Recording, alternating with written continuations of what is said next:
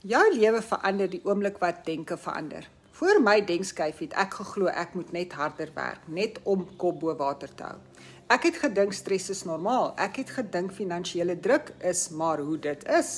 Ek het gedink ek sal altyd 'n tree agter wees. Dit was my voor.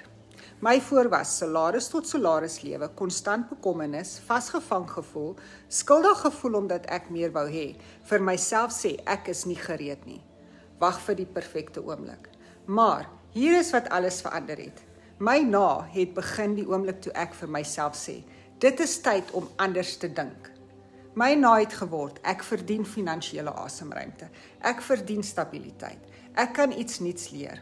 Inkomste kan van meer as een plek afkom. God kan 'n geleentheid gebruik om my te seën.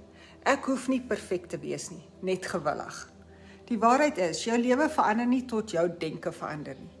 En toe my denkskyf gebeur, het ek uiteindelik die moed gehad om my eie aanlyn besigheid te belê. Nie 'n tweede werk nie, nie 'n doellose side hustle nie, 'n ware digitale besigheid wat vir my 'n duidelike pad vorentoe gegee het.